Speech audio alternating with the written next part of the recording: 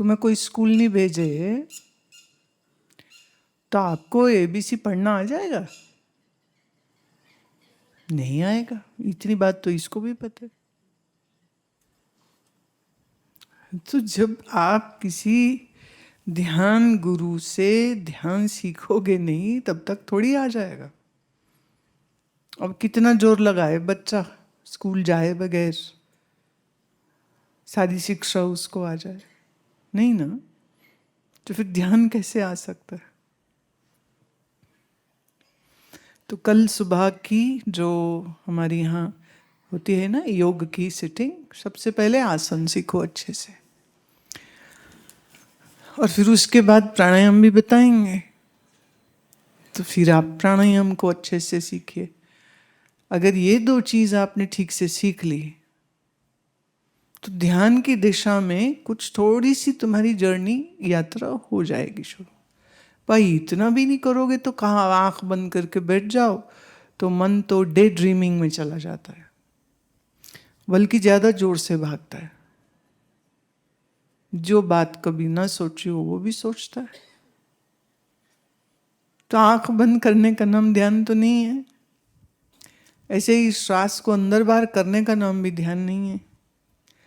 ऐसे ही नाड़ी शोधन, अनुलोम विलोम आदि करना भी ध्यान नहीं है।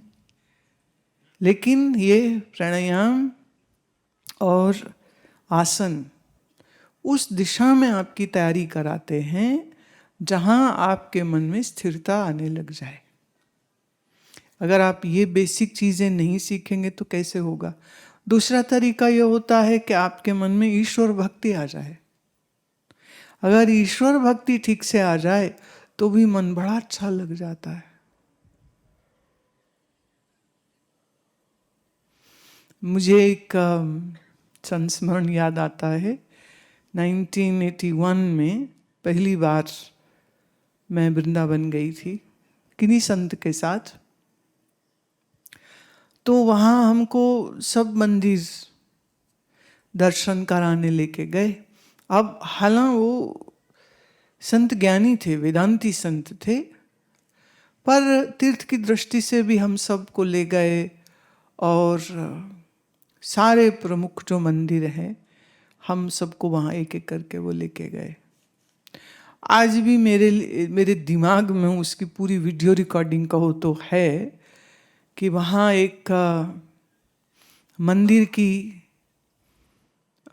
चार दीवारी के ऊपर ये दोहा लिखा हुआ था और ये जो गली थी ये यमुना जी को जा रही है। मतलब तंग गली है, छोटी सी गली, पैदल जाते, रिक्शा नहीं जाता।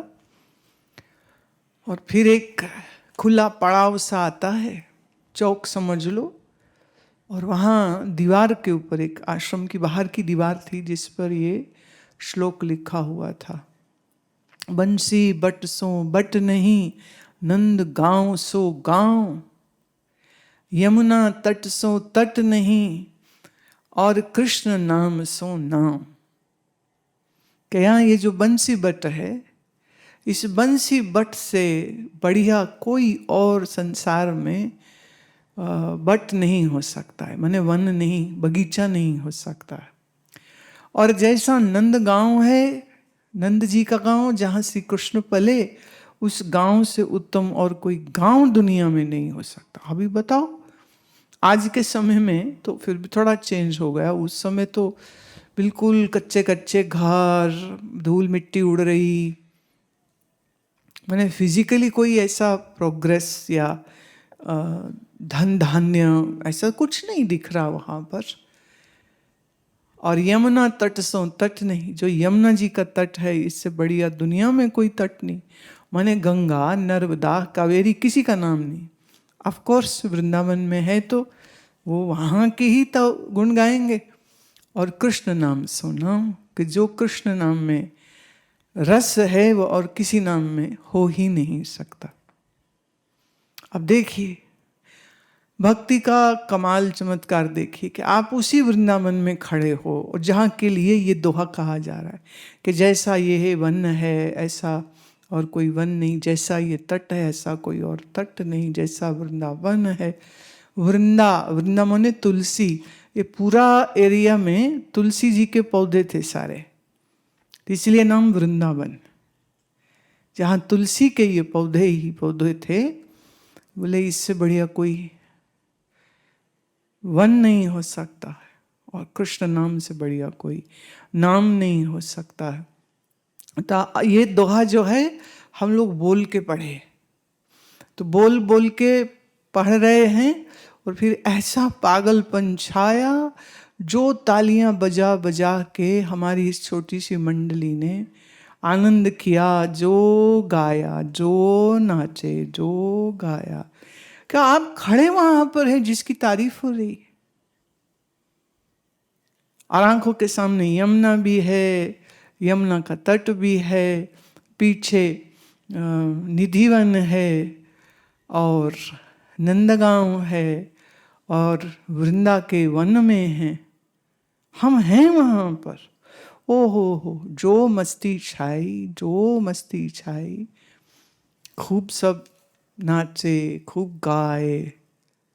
तो भक्ति का जो रस होता है, उस रस में तो कोई और साधन करना ही नहीं होता, मन उसी में एकाग्र हो जाता है, सहजता से एकाग्र हो जाता है। हालांकि तीर्थों में काशी, हरिद्वार, ऋषिकेश, वृंदावन, रामेश्वरम, द्वारिका, पुरी आदि आदि, ये सब तीर्थों में आम ग्रस्त लोग भी रहते हैं, बैंक, बाजार, शॉपिंग, मंडी, सब कुछ होता है।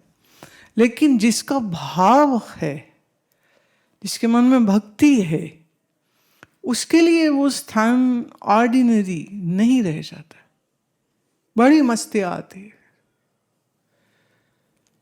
तो हम लोग वृंदावन में गली गली में नाचते गाते, नाचते गाते, नाचते गाते। 7 दिन हम रहे थे तब वहाँ, 7 दिन रात मुश्किल से शायद 4 या 5 घंटे सोते होंगे। सुबह ही सुबह वहाँ गली गली में तो मंदिर था, कभी यहाँ से आवाज आ रही आरती की, यहाँ से आ रही, यहाँ कीर्तन हो रहा, वहाँ कीर्तन हो रहा।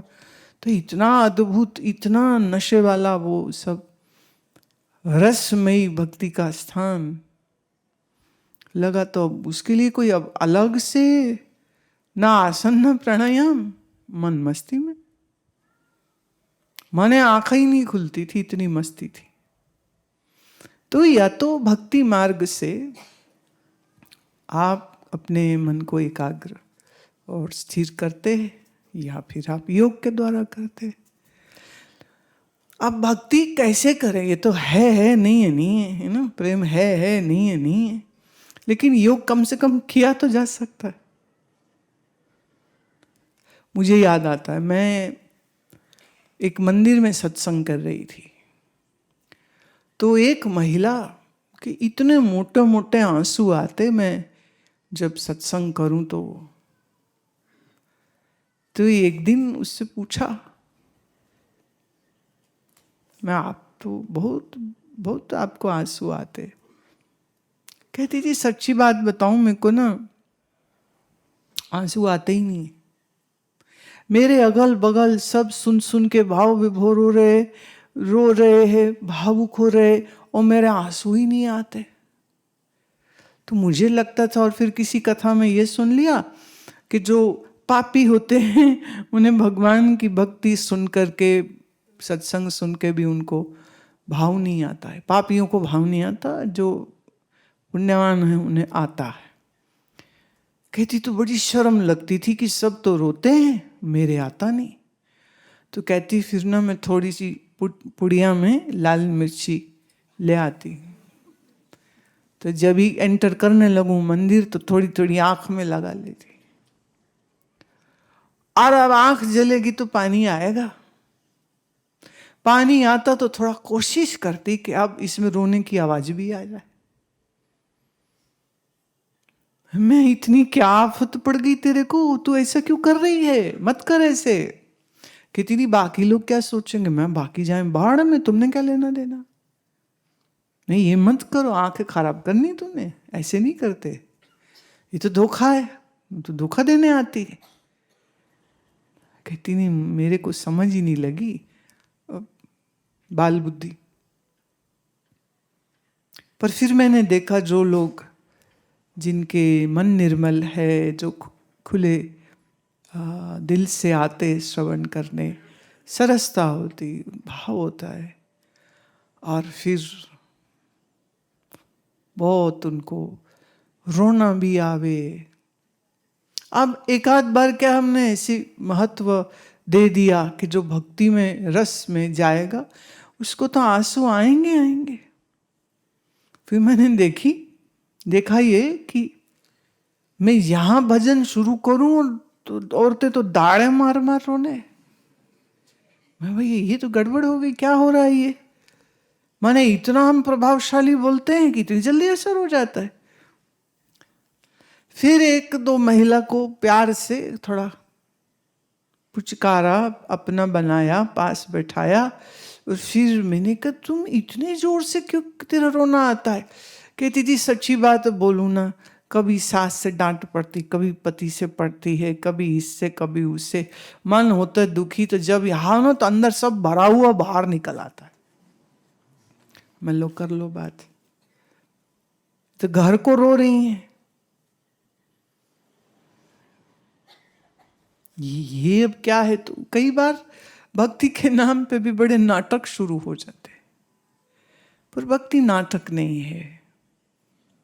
तो या तो भक्ति से, गुरु भक्ति हो, ईश्वर भक्ति हो, या तो योग से, किसी एक रास्ते में बेटा ठीक से चलो तो मन स्थिर तो इतनी आसानी से हो जाता है, क्या ही कहने, मुश्किल नहीं होता है।